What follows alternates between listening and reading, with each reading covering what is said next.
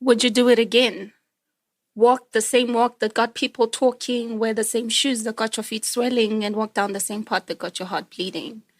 Would you try again with the strength that failed you the last time? Would you lean again on the wall that fell on you? Would you dare be brave enough to trust again with the same heart that is in pieces? Would you pretend to be sane just so you can fit in? Would you do it again? Be transparent so the whole world could see through you, let down your walls and let everyone in? Or would you? Would you fake that smile yet again and let it slide like it never happened? Close the chapter and start on a not so clean slate just to cover up the scars that will forever be present? Or would you dance to a tune you've never heard before and risk being its slave? Cry with the wolves and get closer to the sun despite the heat? Would you pretend to be sane just so you don't feel the pain? Would you do it again?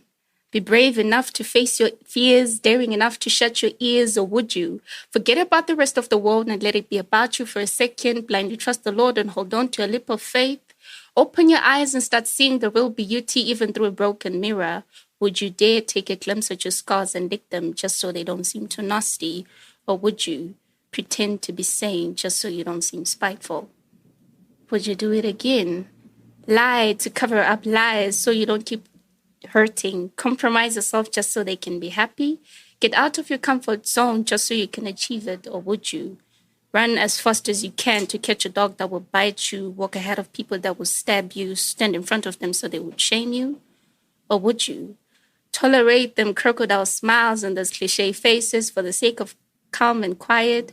Would you run from a fire so it wouldn't burn you, although it was spreading towards your direction? Would you run away from an end that is near inevitable? Tell me, would you pretend to be sane just so you can stop hurting? Would you do it again? Stay in a space that doesn't rain but pours because you see the sunshine beyond.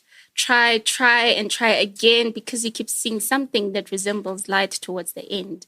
Tell them not to dare because you've been there knowing it's all fears because you're afraid they may surpass you. Or would you bite the hand that feeds you, push everyone away claiming you need personal space, ignore them all because you think you know better? Would you dare drown in the criticism and let negativity change the way you think? Would you allow the world to change your smile and make you bitter?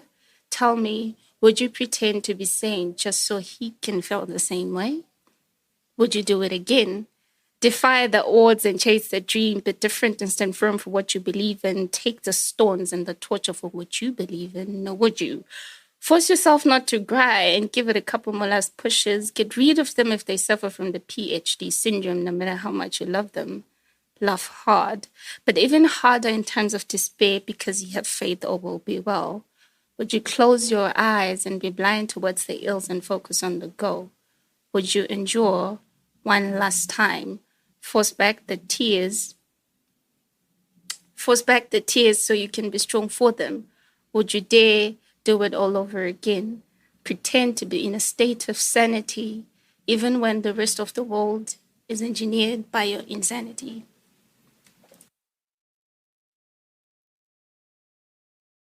When I speak, I fear that my crush won't like my voice, or my girl won't like my vice, or my dad will shun his son. I seek solace in my expression. Each word, piercing silence, is a brick on the wall of fear that falls. But lately my inspiration is dimmed, the glimmer in my eye darkened, the bashfulness of my tone deserted, writer's block mutes my words. I know why, and it pains my heart. Full of contempt of my audience, seeing mortals, clouded by politics and ego, suffocating my creativity with expectation and apathy. I hope for shared humanity, people with compassion and empathy. Each word I speak is a battle of will between faith and despair. I seek relief from restless anguish, trust in expression's respite. I hope to find peace, inner peace, as each word I speak finds a place of rest in your heart. Welcome to Verse Connoisseur. I'm struggling to say that. Forgive me. But anyway, this is a podcast show where we're going to be showcasing poets from the city and the other cities if we get the opportunity to do that. So today I got two poets in the house. I'm going to let them introduce themselves. Okay, so I'm Tando. I had a very long and elaborate introduction, but when Tando said I am Tando, I was like, oh yeah, let me just go with my name is Valentine. I'm glad to be here. So tell me about yourself, guys. So why poetry? Poetry is a way of saying anything you wouldn't normally say out to people. It's a way of expressing yourself. It's a way of addressing serious things and things that are not so serious at the same time, or of addressing a serious thing in a not so serious way, or a not so serious thing in a very serious way. Yeah. That made sense to someone. I'm not sure it made sense to me, but that's the exciting part about this. Honestly, for me, I was having this discussion with Tando just aside to say, am I or am I not a poet? Because for me, I simply write because I'm inspired, and I found poetry to be the closest expression when I would see beautiful women in the streets. And when my pickup lines would be whack, I'd go home and I would be like, I wanted to tell that woman that she was beautiful. I wanted to tell her she was gorgeous. I wanted to tell her she was stunning. I wanted to tell her she was absolutely attractive. So I bled those words onto a page, and I ended up with a book called 49 Crushes, and now I consider myself a poet.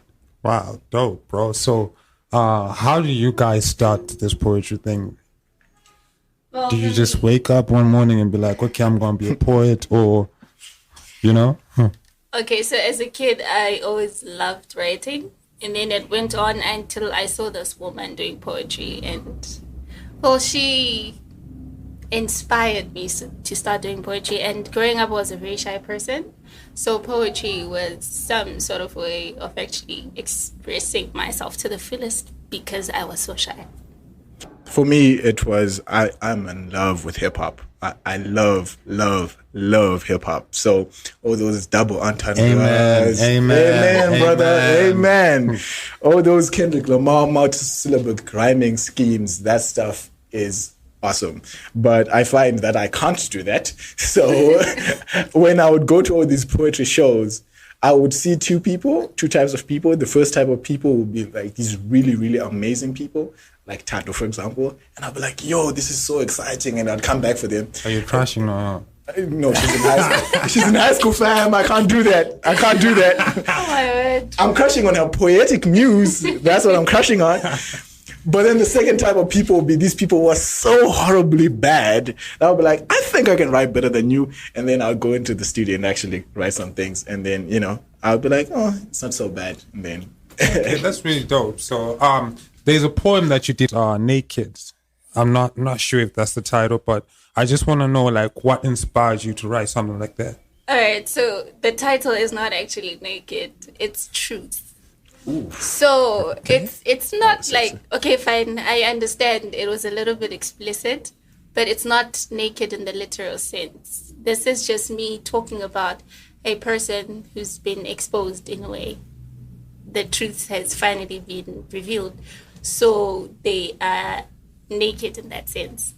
Wow. That's really Actually, dope. I don't want to lie, that poem touched me real deep because I actually have a line that I wrote, which I haven't found a poem for, but it's called, I'd rather be naked with my emotions before I strip off my clothes. Because I kind of feel like what she's talking about, that level of truth and that level of vulnerability, that's kind of impactful.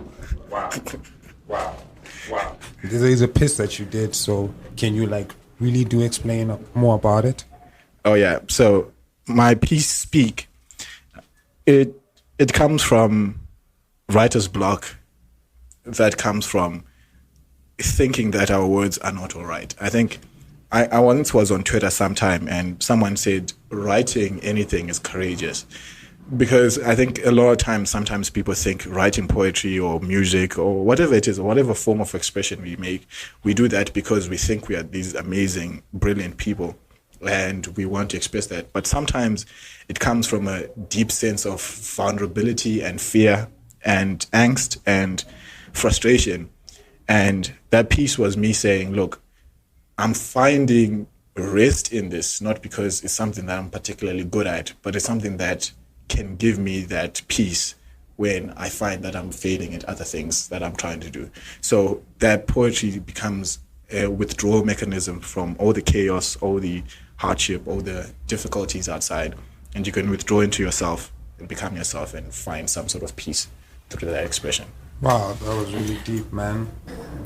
Okay, so tell me, where can people like find you on social media, and how you pushing your poems besides social media? Okay, so on social media, you can follow me as Tinky Tando on Instagram, and you can like my page on Facebook. It's called Tando Ta Swanda.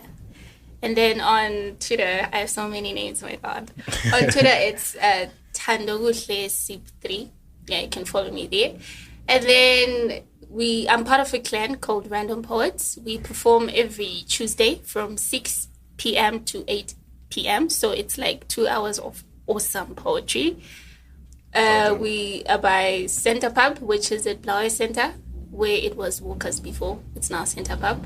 So it's like a way of us making sure there's consistency within the like poetry industry, because you find that every year you get like 2 or 3 poetry shows, but then we're trying to change that. That's why I'm making sure that every week we have a poetry session and engage a lot more people and just increase the audience at large. Okay, that's really I feel kind of bad that I haven't gone to one of your shows, though. You must come. I mean, you came to my very first show. You came to both of my shows in Blaue, actually. Traitor. And you were amazing. But yeah, I should make sure I come to one And of your shows. where can people find you, man? So I tried to come up with an alter ego and I failed miserably. So I've settled on my government name, Valentine Makoni. You can find me at Valentine Makoni on Twitter, at Valentine Makoni on Instagram, Valentine Makoni, a Facebook page, not a profile, a Facebook page, and my website, valentinemakoni.co.zw, or on email, valentinemakoni@gmail.com. Basically, you know my name, Valentine Makoni. Look for Valentine Makoni and you'll find me on it. Yeah. I have to say I'm disappointed because I haven't heard YouTube from either of you. Why? Yeah. Good. Joe, do you know Why? Because seeing is believing this day. So why are you guys not we on? stream live on Facebook almost every Tuesday. Oh wow, dope. Okay. Oh, that's some Yeah. dope shit. But I still need you to see you on YouTube, man. We will Like, get there. dog. True. Oh, and by the way, you can just like tune into ZBC every Saturday around 5. I was on That's information you hadn't given. It was last season, so I had almost forgotten about it. Just tune into ZBC. I will most This definitely. could probably be my last Last time that you come out. episode. Yeah, last time that I come out on TV on the show. I was there. Is that the performance that you did in Blaue? Yes, that was the one. He The was my there. Jaivana. Oh yeah. That one. And here's the thing, guys. Straight up, there are people in Blaue who claim that they made Tando, but why weren't you at her show? I was the only person who bought a ticket to her show. Exactly, and No. busy. People are busy like taking credit, and they don't even attend my show. Right? No, I think sometimes, for me especially, I didn't know about Tando. So I feel like you guys should really work on your social media and stuff like that. I can. We will definitely do Nah, that. nah. Because I need to know about these shows. I didn't even know there was a show at the pub. Like, that's the best chill out sport. So there's a question that I forgot to ask though. So how do you poets make your money? That's a good question, man. Yeah. Well, like any other artist, through shows. It's not like we record our stuff and put on tricks or something like that. But why don't you But- record though? Well, we're working on that because we want to diversify poetry and sort of merge it with music. Yeah, because there's a poet I know from the UK, Sully Breaks. I actually have his album, so I expected like, okay, maybe you guys have albums as well. So Well, I'm working on an anthology, so probably after I publish that one, I will definitely work on an album. yeah, that would be nice to hear. So I actually published a book and it's available for sale, but you know, niggas don't be buying books, man. Niggas don't be buying books, but I actually published a book. It's called 49 Crushes. It's available for free on digital outlets because I think I want to get my name out there and I want people to read it. But if they like what they read and they want to support, my book is available for $7. Talk to me hit me up on any of the socials that I've told you, and we can get you a copy for $7. And it's not a lot of money, but at least that way you can support local poetry, man, and you can support stuff that you like. So, guys, please do buy the copy. Please, People should buy I beg you. People And should please, buy You do can you can start, Tando. If you start, people are gonna do that All right. for sure. All right, cool. So it was nice having you guys. No, it was nice to be on your It show. was nice. So, being here. ladies and gentlemen, this is the end of the show. Catch us on the next episode. Thank you.